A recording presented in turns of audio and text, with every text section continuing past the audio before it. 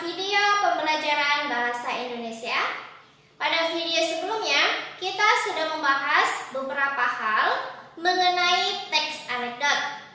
Nah, selanjutnya kita akan membahas mengenai struktur yang terdapat pada teks anekdot. Teks anekdot memiliki struktur teks.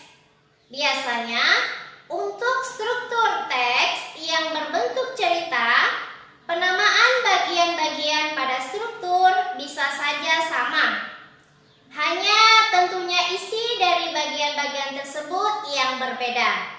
Dalam teks anekdot terdapat struktur utama pembangunnya. Struktur tersebut terbagi menjadi 5 bagian. Apa saja kelima bagian struktur teks itu? Ini dia. Teks anekdot terdiri dari 5 bagian struktur, yaitu abstraksi, orientasi, krisis, reaksi, dan koda. Berikut penjelasannya. Struktur yang pertama, abstraksi. Abstraksi merupakan pendahuluan yang ada dalam sebuah teks anekdot. Bagian ini diletakkan pada bagian pertama teks yang berfungsi untuk menggambarkan tentang teks tersebut secara umum, atau bisa juga untuk menunjukkan hal unik yang akan ada dalam teks. Abstraksi pada teks anekdot biasanya bersifat opsional. Boleh ada, boleh juga tidak.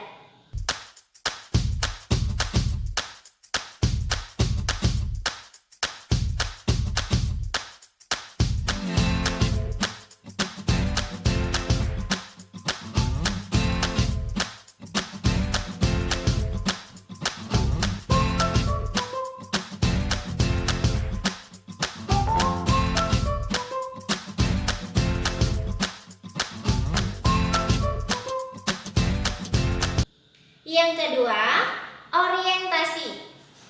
Orientasi merupakan awal dari kejadian pada cerita atau bagian yang menjelaskan latar belakang mengapa dan bagaimana suatu peristiwa dalam cerita dapat terjadi. Biasanya, penulis bercerita dengan detail pada bagian ini. Orientasi mengarah pada terjadinya suatu krisis. Dengan demikian, bagian inilah yang menjadi penyebab timbulnya krisis.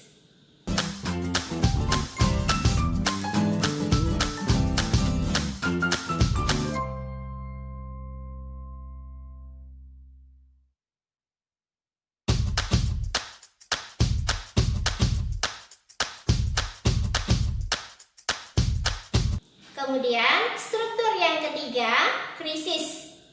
Krisis atau disebut juga dengan komplikasi merupakan bagian dari inti peristiwa suatu anekdot. Krisis adalah bagian yang menjelaskan mengenai masalah utama dari suatu teks anekdot. Pada bagian ini, terjadi hal atau masalah yang unik pada si penulis atau orang yang diceritakan. Di bagian krisis inilah terdapat kekonyolan yang menggelitik dan mengundang tawa karena memang bagian ini bertujuan untuk menghibur.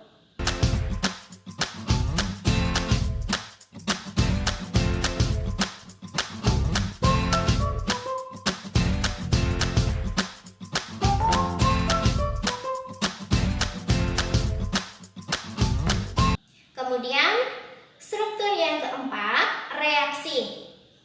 Reaksi berhubungan erat dengan bagian krisis. Reaksi merupakan tanggapan atau respon atas krisis yang dinyatakan sebelumnya.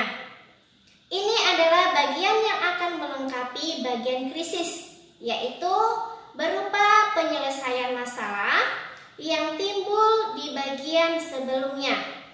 Jadi, pada bagian ini, kamu akan menangkap bagaimana cara penulis menyelesaikan masalah yang sudah dihadapi dalam cerita dengan caranya sendiri. Karena ini adalah cerita humor, tentu saja menggunakan cara yang unik dan berbeda.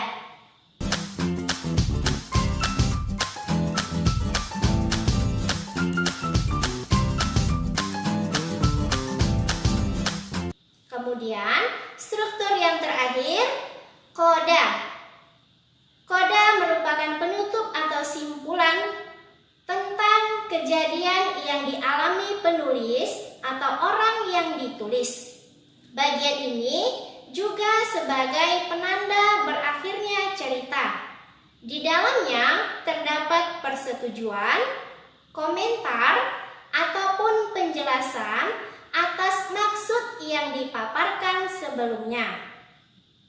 Bagian ini biasanya ditandai oleh kata-kata seperti akhirnya atau demikian.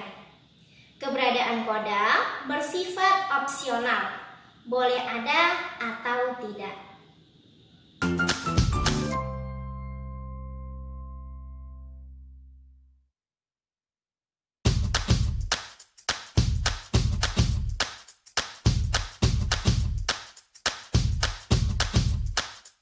Terdapat 7 unsur kesastraan dalam sebuah teks anekdot. Yang pertama, tema.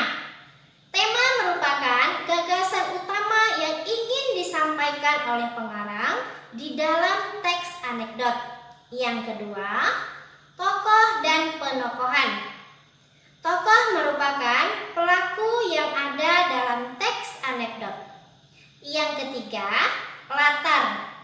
Merupakan penggambaran terjadinya suatu peristiwa dalam sebuah cerita yang meliputi waktu, tempat, dan suasana.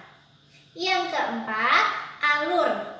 Merupakan rangkaian-rangkaian peristiwa yang membentuk jalannya suatu cerita dalam teks anekdot.